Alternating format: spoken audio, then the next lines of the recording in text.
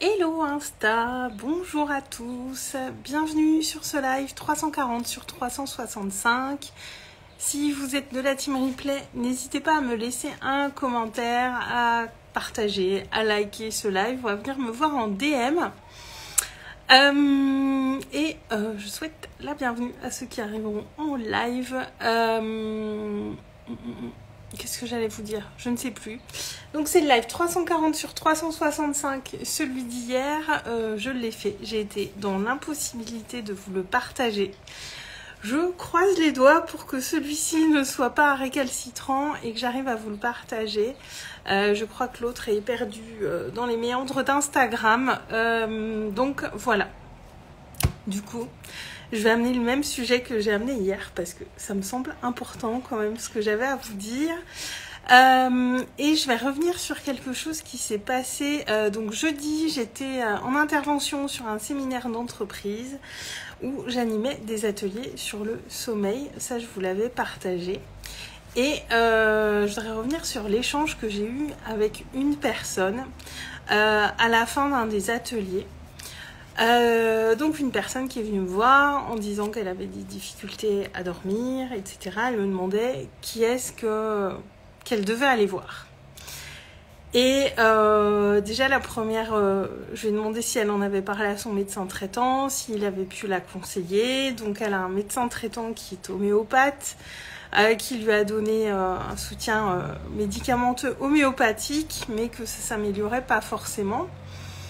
Et sachant que moi, pendant l'atelier, j'ai partagé aussi que voilà, il y a plein de méthodes, plein d'outils qui sont très adaptés pour les problèmes de sommeil. Coucou Elodie. Et donc, je lui ai dit qu'elle pouvait aller voir un sophrologue, un réflexologue, ça peut être aussi un naturopathe, ça peut être un acupuncteur. Enfin, il y a beaucoup de praticiens qui... Oui, recoucou Elodie, on s'est vu ce matin. Il y a beaucoup de praticiens qui peuvent nous aider à améliorer nos problèmes de sommeil. Coucou Caro.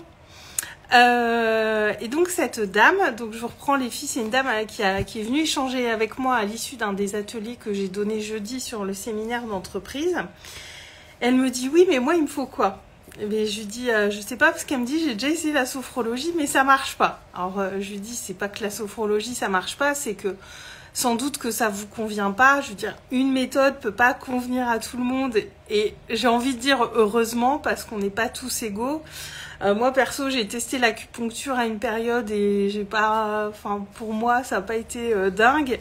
Mais il y a plein de gens pour qui l'acupuncture, c'est génial. Et tant mieux. Je veux dire, enfin, il n'y a pas de...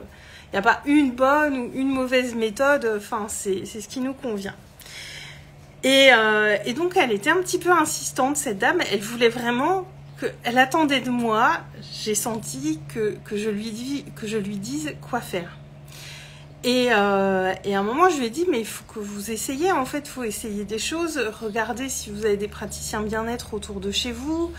Demandez conseil à votre médecin. Parce que je lui dis, si votre médecin est homéopathe, il connaît sans doute des praticiens dans le bien-être.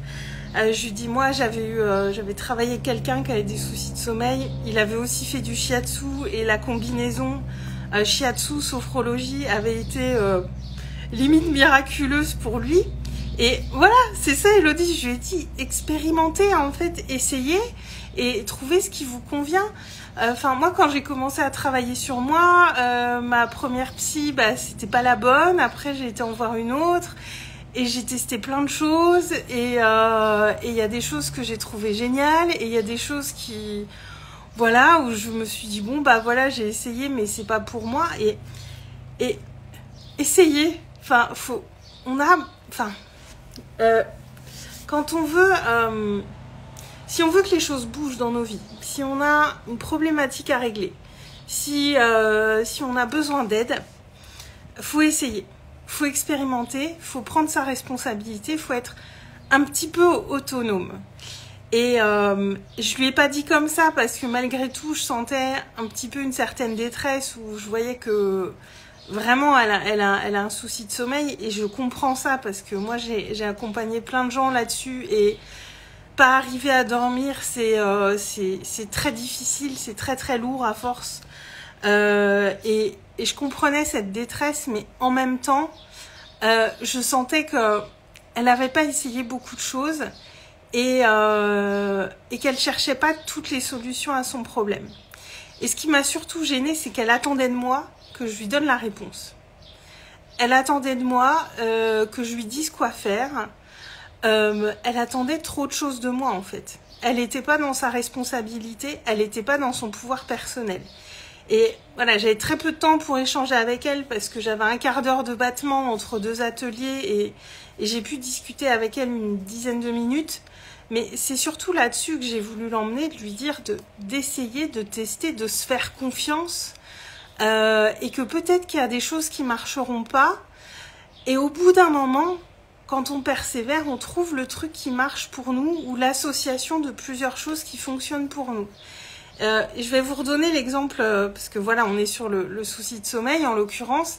J'ai eu un monsieur il y a quelques années qui est venu me voir et il souffrait de problèmes de sommeil depuis une vingtaine d'années.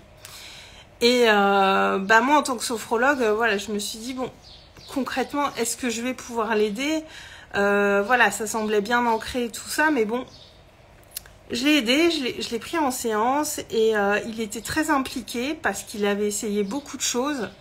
Et il était un petit peu au désespoir avec ça, parce que le manque de sommeil, c'est pas bon pour le moral, c'est pas bon pour la santé, c'est pas bon pour plein de choses. Et il était en détresse, ce monsieur, par rapport à ça. Et il était très engagé, en fait, dans le fait de résoudre ce problème de sommeil. Donc vraiment, il travaillait entre les séances, il faisait ce qu'on avait mis en place entre les séances. Moi, à l'époque, je connaissais un praticien shiatsu aussi dans le coin et je lui en avais parlé et il m'avait dit que voilà, ça peut être aussi au niveau des méridiens qu'il y a des choses qui sont coincées. Enfin, coincées, entre guillemets, je sais pas comment on dit, mais voilà, peut-être des énergies à refaire circuler, en tout cas, via le shiatsu. Et donc, on a fait 3-4 séances de sophrologie. Ensuite, il a fait 2-3 séances de shiatsu et on continuait la sophrologie en parallèle. Et en 1 mois et demi, ce monsieur avait retrouvé son sommeil.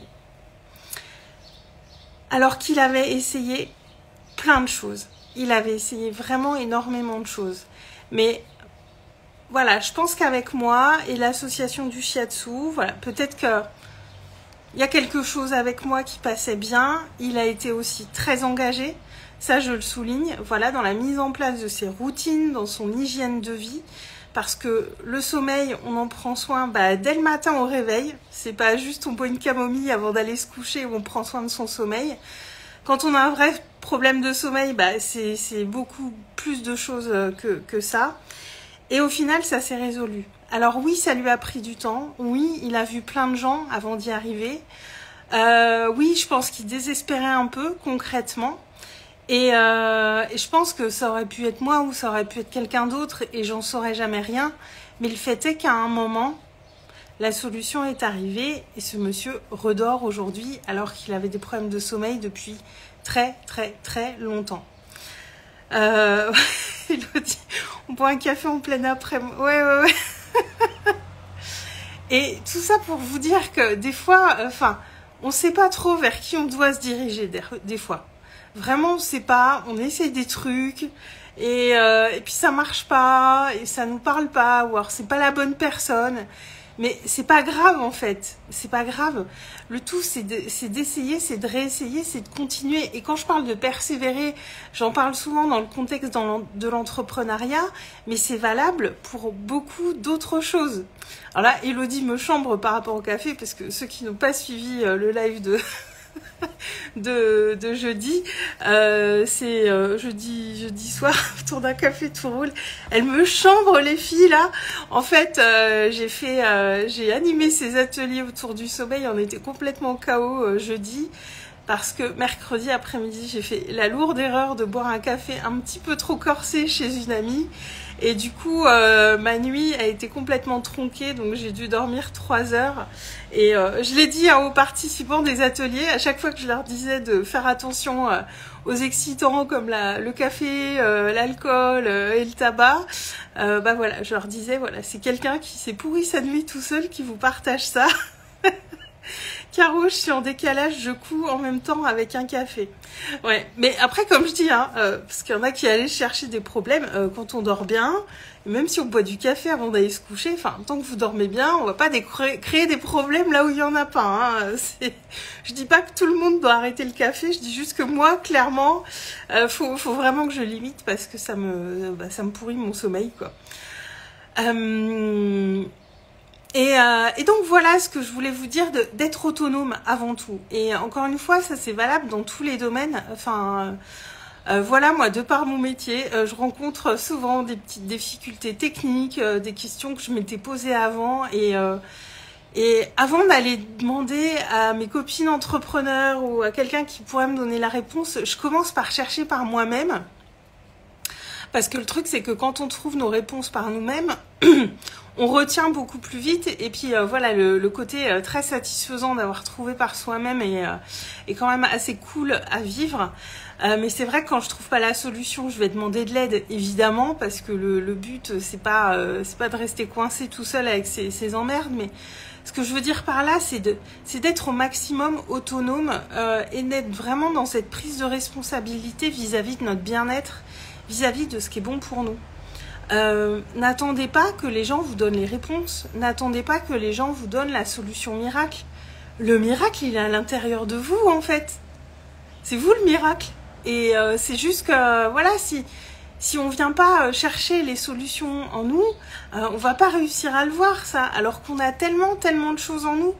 Et c'est ça que j'ai essayé d'amener à cette dame jeudi, à lui dire que, voilà, si elle cherche, moi je suis convaincue qu'elle va trouver quelqu'un qui va pouvoir l'aider avec ça et qu'elle va trouver la solution, même si elle sait pas quand, même si ça va peut-être prendre du temps, même si ça sera peut-être pas facile tous les jours, mais c'est largement possible. Et moi j'avais un peu en face de moi quelqu'un qui a baissé les bras alors qu'elle n'avait pas abattu toutes ses cartes, en fait.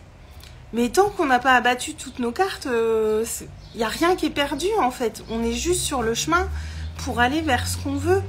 Mais si on ne prend pas nos responsabilités, à un moment, ben, il ne va pas se passer grand-chose. Et il faut être autonome. Il arrive un moment, on ne peut pas toujours attendre tout des autres. C'est leur mettre une bien trop grande responsabilité sur des choses qui ne leur appartiennent pas. Donc, vraiment, et c'est ce que... J'ai essayé de lui partager malgré le peu de temps que j'avais. Et puis voilà, il y avait beaucoup de monde autour. Les conditions n'étaient pas forcément faciles, on va dire. Mais ça repose aussi sur nous. Et quand je dis ça, parfois, on m'oppose un peu le truc du « ouais, mais si ça marche pas, j'ai dépensé de l'argent pour rien ».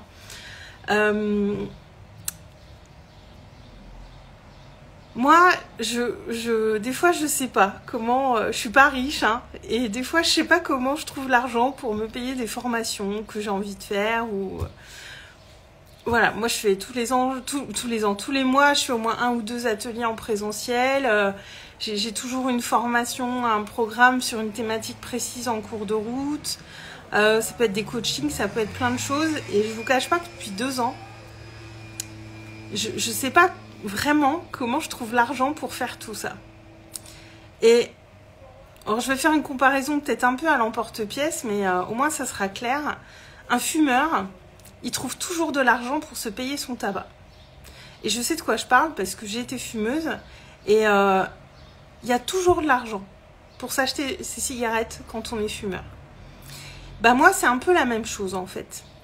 Moi, quand j'ai quelque chose que j'ai envie d'éclaircir en moi, un domaine dans lequel j'ai envie d'avancer vraiment, quelque chose qui m'intéresse vraiment, bah, je vais toujours trouver les moyens, soit financiers, soit en temps, soit en investissement. Donc, parce que l'investissement, il y a l'investissement financier, il y a l'investissement en énergie, en temps, et je vais toujours trouver un moyen d'investir le temps, l'énergie et l'argent s'il le faut dans ce qui m'anime, dans ce qui est important pour moi. Donc c'est cette question-là à se poser aussi. Est-ce que c'est vraiment important pour moi? Ou est-ce que je choisis de négliger ça? Parce que c'est un choix aussi, je veux dire, il n'y a pas de jugement à avoir. Peut-être que cette dame avec qui je parlais, elle a d'autres priorités que prendre soin de son sommeil, même si c'est pas bon pour elle. Actuellement, peut-être que ce n'est pas sa priorité. Et c'est son droit. Mais dire j'ai été voir tel praticien, ça n'a pas marché, j'ai perdu mon temps, Ben non, en fait, on perd jamais notre temps parce qu'au minimum, eh ben, on sait que tel praticien, on n'ira plus le voir parce qu'il ne nous convient pas ou parce que sa méthode ne nous convient pas. Donc, c'est pas du temps perdu. Moi, j'ai fait 3 séances d'acupuncture à une époque, je sais même plus pourquoi parce que ça date. Je sais que l'acupuncture, pour moi, c'est pas un truc qui résonne pour moi. Mais je me dis pas, oui, mais j'ai dépensé 150 € en acupuncteur pour rien, machin. Bah non, j'avais envie d'essayer, j'ai vraiment insisté, je me suis pas limitée à une seule séance, j'en ai fait 3, puis j'ai pas perdu mon temps. Ils me mettaient les aiguilles, j'étais dans une salle, il y avait de la musique douce, je me reposais, c'était assez cool quand même. C'était pas un moment désagréable. Donc j'ai pas perdu mon temps. Donc c'est changer son prisme aussi de comment on voit ces choses-là, parce que dire c'est du gaspillage d'argent, j'ai envie de vous dire, y a plein d'endroits où on gaspille de l'argent potentiellement. Enfin, aujourd'hui j'essaye d'être beaucoup plus consciente dans où je mets mon argent, mais on met tous notre argent dans des choses pas nécessaires, dans des choses où on peut s'abstenir par moment. Alors tout est relatif, ça dépend des sommes, ça dépend de ce qu'on a sur notre compte, évidemment. Mais qu'on ne me dise pas que 100% de l'argent qu'on utilise, c'est dans des choses utiles et qui sont bonnes pour nous tout le temps. C'est dans ce qu'on veut vraiment. C'est dans ce qui est prioritaire pour nous. Mais ce qui est prioritaire pour nous n'est pas nécessairement bon pour nous. Et c'est pour ça que je fais cette comparaison avec les fumeurs, parce que bah, c'est vrai. Un fumeur, il trouvera toujours de l'argent pour se payer son tabac. Et moi, aujourd'hui, ce qui est important, c'est de prendre soin de moi, c'est d'apprendre, c'est d'avancer. Et je trouve toujours de l'argent pour faire ça. Je trouve toujours des solutions. Donc ça, c'est pas un argument non plus. Et ça demande de l'autonomie et d'aller chercher par soi-même, vraiment. Parce que quand on croit en soi, qu'on se fait confiance dans le fait qu'on est capable de trouver des solutions, parfois elles peuvent arriver beaucoup plus vite qu'on ne pense. Mais ça demande d'avoir un petit peu la foi aussi. Et n'attendez pas des autres qui vous disent ce que vous avez à faire parce que c'est pas leur rôle. Et c'est remettre votre pouvoir personnel entre les mains d'autres personnes alors que c'est là, c'est à l'intérieur. Vous n'avez pas à chercher midi à 14h, c'est là. C'est en vous. Voilà les filles, je ne vois plus de commentaires. Est-ce que vous avez fini de me chambrer, alors vous commentez plus? Dites-moi ce que vous en pensez, les filles. Je vois que vous êtes encore là. Et moi, ça me semblait important de vous dire ça parce que, bah voilà, c'est quelque chose qui est plus ou moins dans tous les partages que je fais. Mais là, je dis, c'était assez flagrant. Cette dame, elle attendait vraiment que je lui dise ce qu'elle devait faire. Et moi, je fonctionne pas comme ça, en fait. Je dis pas aux gens ce qu'ils ont à faire. Je les amène... ouais, vous m'écoutez attentivement, les filles. Moi, je dis pas aux gens ce qu'ils doivent faire, sauf évidemment si leur intégrité physique est en danger, mais moi, je dis jamais aux gens ce qu'ils doivent faire. Par contre, je les amène à trouver des réponses en eux pour aller vers ce qui est bon pour eux. Parce que ce qui est bon pour moi, c'est pas forcément bon pour eux. Et c'est que mon prisme, en fait. Et je suis pas là pour donner des conseils. Donc voilà, j'ai essayé d'orienter cette femme dans cette direction-là et c'est une graine que j'ai semée et elle poussera pas, mais en tout cas, moi j'ai fait de mon mieux de ce point de vue-là, avec ce que je pouvais faire en tout cas jeudi. Donc voilà pour ce que je voulais vous partager aujourd'hui. Petit rappel, le tarif évolue lundi pour mon accompagnement individuel reconnaissance. Donc si vous êtes intéressé, réservez votre rendez-vous découverte ou venez me voir en DM. Voilà, si vous mettez l'impulsion maintenant, on restera sur le tarif actuel, mais en tout cas, il évolue lundi. Et reconnaissance, c'est vraiment le programme l'accompagnement pour transformer votre vie. Voilà, allez justement vers ce pouvoir personnel, être en pleine possession de votre pouvoir personnel. On va aussi travailler le leadership et la stabilité émotionnelle parce que c'est extrêmement important, surtout dans notre monde actuel. Et puis aussi, voilà, vraiment mettre en lumière votre plein potentiel pour que vous puissiez vous diriger vers la vie qui est la meilleure pour vous. Caro, tu es d'accord, nous sommes acteurs de nos vies. C'est ça.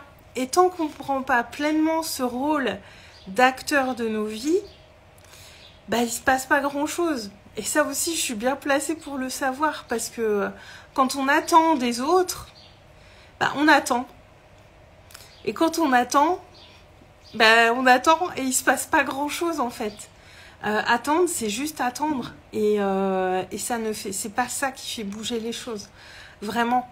Et même si vous avez plein de super pensées, si vous passez pas un petit peu à l'action, les pensées magiques, elles suffisent pas en fait. Donc voilà.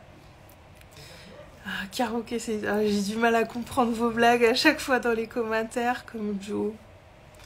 Jonathan, putain. Putain, Caro.